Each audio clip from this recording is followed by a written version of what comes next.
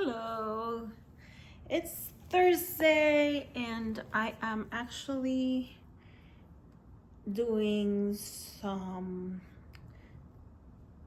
laundry so I can enjoy the weekend. And I just decided to have a little chat about something that have I think it gotten better over the years, and I think some people still struggle with it. And I think I can give some people some perspective when they are in a situationship or relationship and it's time to detach. And sometimes people that are, I don't like to call myself empath because I am a regular human being, and I think when people talk about empath, it's like some out of this world level of empathy. I have empathy for a lot of people, for most people actually, as long as you're not a jackass. And and I feel like I'm just a regular human being. Like, some people don't deserve my empathy and I don't give it. But for most people, I do have. But I think just normal people, and the way also women, the way we're socialized to always think of others and being very giving and being very understanding. So detachment can be a big challenge, especially for women, because we are not socialized to think of us and our needs. And anyway, I think I did struggle at some point to detach. I don't consider myself an anxious attachment personality. I think that the way we socialize and relate to others is definitely, I think not. It's just this has been proven. It is a known fact that the way we relate with others has a lot to do with the way we relate to our parents and the kind of parenting we receive and our family dynamics. In that sense, I think I'm one of the lucky people that have a functional family, not perfect, but functional. And my parent was a social worker. My mom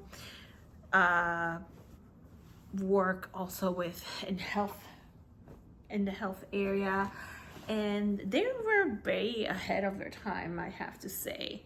And they had open channels with me of communication, and even though they made their mistakes, as any parent will do, there was always an open channel of communication and of understanding and of mending after argument or a fight. Or so for me, I consider myself a secure attachment personality. I think earlier in my years, when I was younger, my first dating experiences, I was more anxious, but I think that's normal. I think when you're younger, you're more immature. But I never think that I was a needy person. I don't think. I don't have my exes here to vouch for that, but I think that I was pretty reasonable. I was not the crazy ex-girlfriend knocking on doors. But anyway, that said, I think I did struggle to detach in certain relationships, that I was thinking too much on the other person and how the breakup will affect the other person more than how the relationship was affecting me and how my needs not being met was affecting me. And I think that's the trap that many people find themselves, and many women find themselves, where we are so focused on the other person's need and we are not really paying attention to our needs. And so anyway, So I, for some reason, strange reason, because I had not been Googling it, these past few days, I have been getting a lot of, like, on my YouTube feed, a lot of videos about avoidant attachment styles and what should you do and how to handle. And I have a little bit of problem with the videos because, I mean, why do you want an avoidant person in your life? I think that's an issue that they have to work with. And I feel like if there's a recommendation for anyone dealing with an avoidant partner is get out, detach as quickly as you can, as fast as you can, and don't wait until you develop a lot of feelings. And that's easier said than done, I admit it, because recently I had to detach from someone, and I'm not gonna sit here and demonize this person. I don't think he is a bad person. I think he has suffered a lot. He shared a lot with me that I'm not gonna share here because that's not my business to be talking here. But he shared enough with me, and I believe that what he said is true. I don't have any reason to believe he was lying about it. There's no reason for that. So I really understood and saw the issues that he has. And in another time of my life, I don't think it's the problem with me was anxious attachment. I think it was managing my ego, because I think, yes, it is ego when we try to save people, and that's our ego telling us that we can save people or change them, but help them see the light and let them know that they deserve better, or all this stuff. And that's the thing where I think has made the difference over the years, to learn that I'm not Superwoman. I cannot change this person. And even though I see where they're coming from, and I see the issues that affect them, and even when I know that they're not bad people, they have some, I would say, some areas of emotional maturity that they need to work on, and they have to do it by themselves. And I have to accept, and we have to accept that that is the job of the actual individual, and we cannot really take on that job, and we cannot accelerate their process, their journey. And it hurts. I don't want to minimize detachment and make it seem like it's a walk in the park, because it is not. You miss the people that you detach from. I mean, depends, because I have detached from people that I actually didn't develop great feelings for them, or big feelings for them. Let's just say, like, I didn't really hate them. I just didn't, or were bad feelings, but I was not really developing anything closer to love. But so it was easy to detach when the situation was not convenient for me.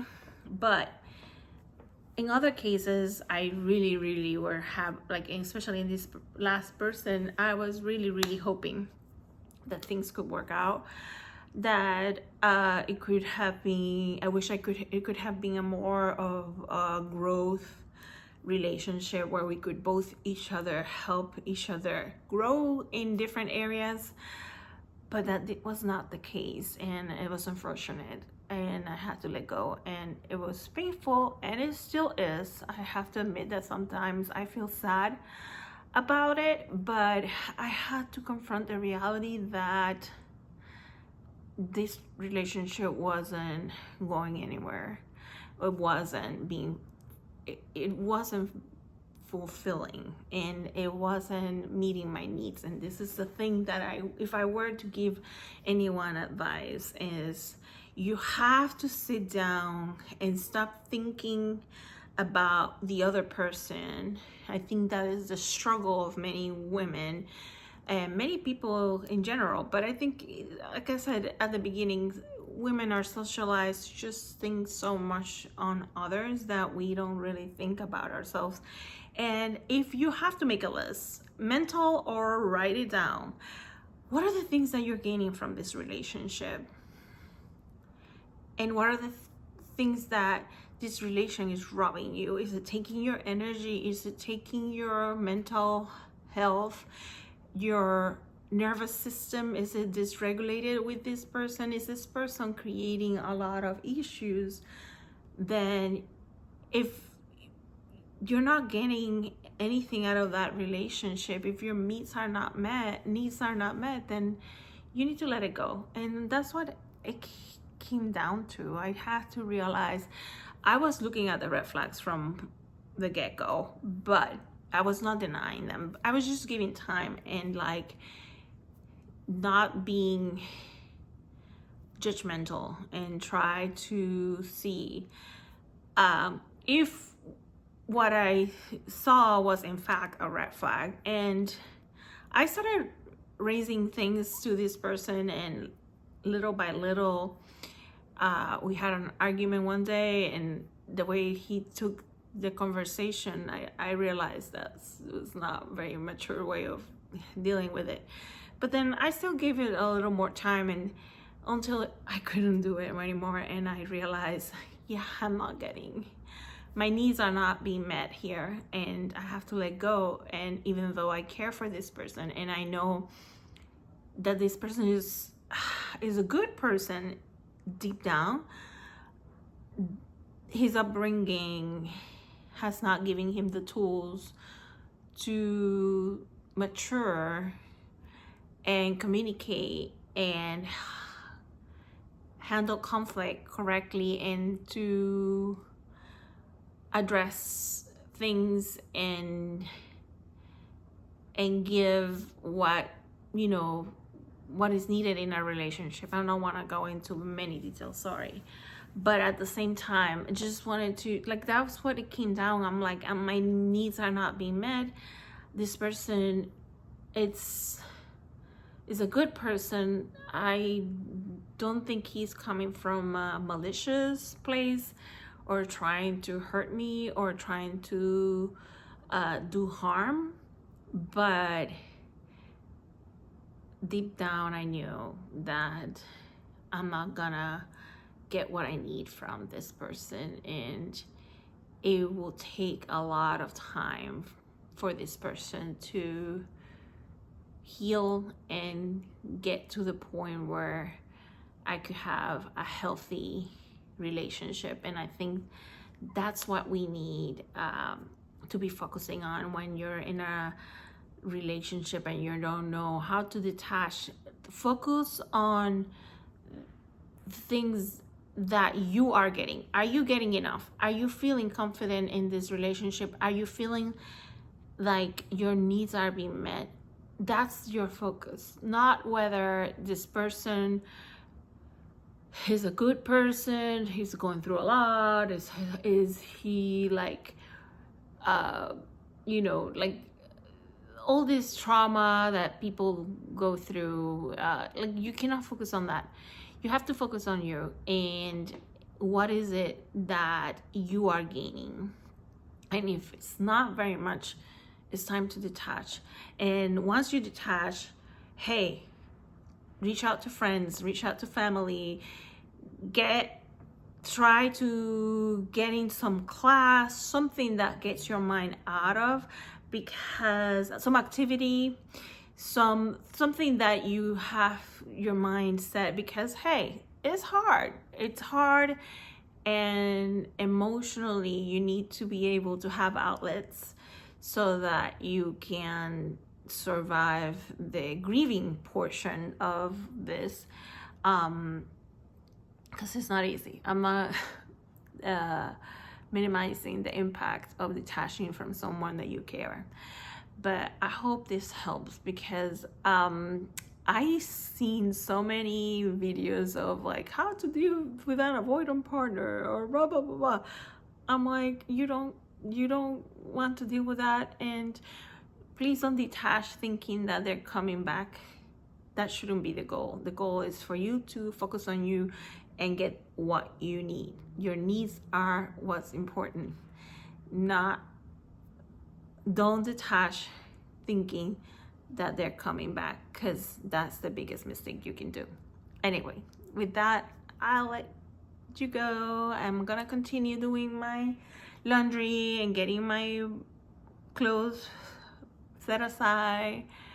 Anyway, I hope it helps a little bit. It's just a little chat.